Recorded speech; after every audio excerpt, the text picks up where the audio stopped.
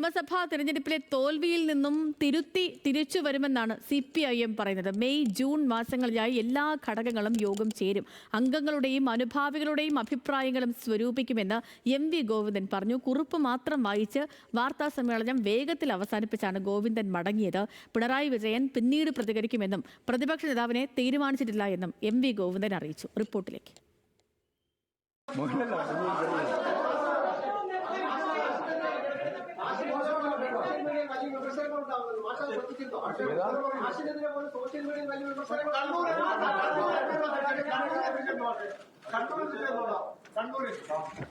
നിയമസഭാ തെരഞ്ഞെടുപ്പിൽ നേരിട്ട കനത്ത പരാജയത്തെക്കുറിച്ച് പരിമിത പ്രതികരണം മാത്രം നടത്തി മടങ്ങിപ്പോയി MV ഗോവിന്ദൻ. സംസ്ഥാന സെക്രട്ടേറിയറ്റ് ചേരുന്നതിനിടെ എത്തി നടത്തിയ വാർത്താ സമ്മേളനത്തിൽ എഴുതി തയ്യാറാക്കിയ കുറിപ്പ് വായിക്കുകയാണ് സെക്രട്ടറി ചെയ്തത്.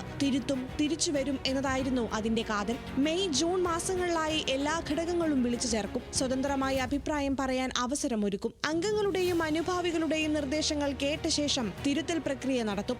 കഴിഞ്ഞ നിയമസഭാ തെരഞ്ഞെടുപ്പിൽ അപ്രതീക്ഷിതമായ പരാജയമാണ് LDFന് ഉണ്ടായിട്ടുള്ളത്. പാർട്ടി സഖാക്കൾക്ക് നിർഭയമായും സ്വതന്ത്രമായും അവരുടെ ഘടകങ്ങളിൽ അഭിപ്രായങ്ങൾ പറയാൻ അവസരമൊരുക്കണം എന്നാണ് പാർട്ടി നേതൃത്വത്തിന്റെ അഭിപ്രായം. പരാജയത്തെക്കുറിച്ച് മുഖ്യമന്ത്രി ഇതുവരെ പ്രതികരിച്ചില്ലല്ലോ എന്ന ചോദ്യത്തിന് മറുപടി ഇങ്ങനെ: ജനങ്ങളോട് നന്ദി പറയാൻ ഉത്തരവാദിത്തം മുഖ്യമന്ത്രിക്കുണ്ട്. ഇതുവരെ അദ്ദേഹം പ്രതികരിച്ചിട്ടില്ല. അദ്ദേഹം മുഖ്യമന്ത്രിയാണ്. അദ്ദേഹം പ്രതികരിക്കുമ്പോൾ ജനങ്ങളോട് എന്താണ് എല്ലാവരും പ്രതികരിക്കും. പാർട്ടി പ്രതികരിക്കും, അദ്ദേഹം പ്രതികരിക്കും, എല്ലാവരും പ്രതികരിക്കും.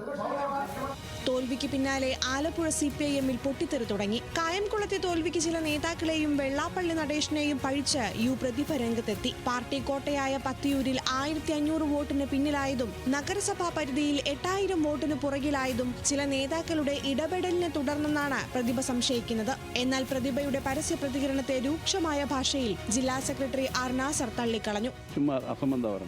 തോറ്റു കഴിയുമ്പോൾ എന്തും വിളിച്ചു പറയുന്നു. അവിടുത്തെ ആളുകൾ നല്ലപോലെ പണിപ്പെട്ടതിന് ശേഷമാണ് പാർലമെന്റ് തെരഞ്ഞെടുപ്പിൽ എന്താ 3ാം സ്ഥാനത്ത് പോയത്. കായംകുളം മണ്ഡലം അത് ആരുടെ കുഴപ്പം കണ്ട ആ 3ാമത് പോയതിനകത്തൊരു അത് അവർക്കില്ലേ. എന്നിട്ട് ഇപ്പം തോറ്റു കഴിഞ്ഞപ്പോഴത്തേക്ക് വേറെ വർത്തമാനം പറയണം. LDFനെതിരായ തെരഞ്ഞെടുപ്പ് ഫലം ജനങ്ങളുടെ കരുതി കൂട്ടിയുള്ള തീരുമാനമായിരുന്നുവെന്ന് സംസ്ഥാന സെക്രട്ടേറിയറ്റ് അംഗം CN മോഹനൻ ന്യൂസ് മലയാളത്തോട് തുറന്നു പറഞ്ഞു. LDFന്റെ ഗവൺമെന്റിന് ഭരണവിരുദ്ധ വികാരമുണ്ടോ വെച്ചാൽ ഇല്ല. പക്ഷേ ഇനി LDF ഭരിക്കേണ്ടെന്നുള്ള തീരുമാനമുണ്ട്. ആ വികാരമുണ്ട്. LDF അല്ല ഇനി ഭരിക്കേണ്ടത്. എന്നാൽ വികാരം കേരളത്തിൽ എമ്പാടും ഉണ്ടായതാണ്. അപ്പോൾ ആ വികാരം ഉണ്ടായതുകൊണ്ട് സ്വാഭാവികമായിട്ടും അതുകൊണ്ടാണ് നമുക്ക് തോൽവി ഉണ്ടായത്. അല്ലെങ്കിൽ ഇത്രയും തോൽവി ഉണ്ടാവേണ്ട പ്രശ്നമൊന്നുമില്ല.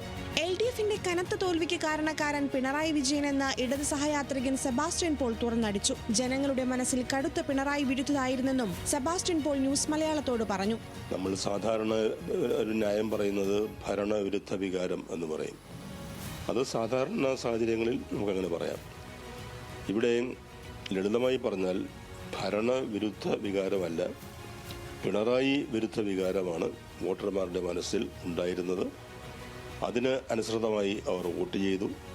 നേതൃത്വത്തിനെതിരായ അണികളുടെ രോഷ പ്രകടനത്തിനിടെ ഇന്നും കണ്ണൂരിൽ P ജയരാജനെ അനുകൂലിച്ച് ഫ്ലെക്സ് ഉയർന്നു. കുത്തൊഴുക്കിൽ പിടിച്ചുനിന്ന അഴീക്കോട് മണ്ഡലത്തിലാണ് P ജയരാജനെ വിളിക്കൂ, പാർട്ടിയെ രക്ഷിക്കൂ എന്ന ഫ്ലെക്സ് ഉയർന്നത്. തോൽവിക്ക് പിന്നാലെ പാലക്കാട് ഏരിയ കമ്മിറ്റി അംഗവും നഗരസഭാ കൌൺസിലറുമായ അബ്ദുൾ ഷുക്കൂർ പാർട്ടിയിൽ നിന്ന് രാജിവെച്ചു. ജില്ലാ സെക്രട്ടറി EN സുരേഷ് ബാബുവുമായി ഏരിയ കമ്മിറ്റി യോഗത്തിലുണ്ടായ തർക്കത്തിന് പിന്നാലെയാണ് രാജിയെന്നാണ് സൂചന.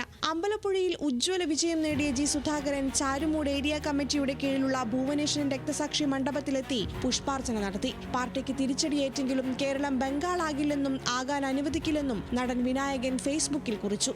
News desk news Malayalam.